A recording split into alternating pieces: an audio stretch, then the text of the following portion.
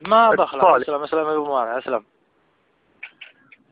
يقول يا عبد الوهاب اسمع كلامي عساك الباس، ومثلك من اللطمة على الخد ما حنه، دوافعك عرق مختبي داخلك دساس، وباحث عروقك ما تقاويت للكنه، ترى انت اخر انسان يتكلم عن الاساس، غريبة كثير يعاير الناس بالونه، بقايا ضيوف الله ولا عيفت الانجاس، يا كبر المثل والفرق في النار والجنة، بلمس الحبيب المارد الجالي الخناس، وهالحين جيت انت ولا فرقك عنه، سوى بالفكر والحقد والملعنة والساس، ويدك على يده وظنك على ظنه تثيقف، ولا في خزنتك شيء غير افلاس، فشلت بمجالك قمت واعلنت لك شنه، صغير على الاعلام يطايح المنداس، وراسك فراغه حفنة الرمل تملنه، تناطح جبال المملكة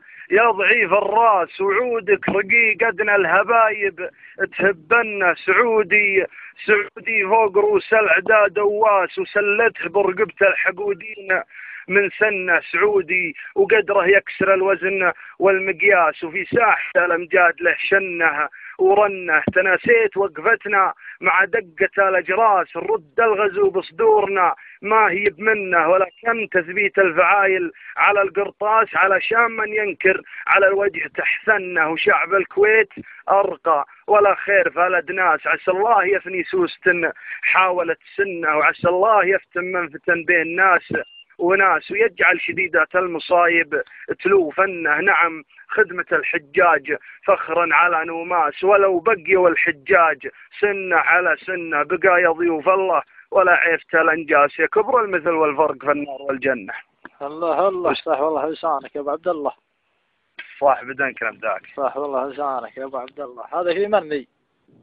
لبيك. في من ذي يا ابو عبد الله؟ هذه في عبد الوهاب العيسى. الله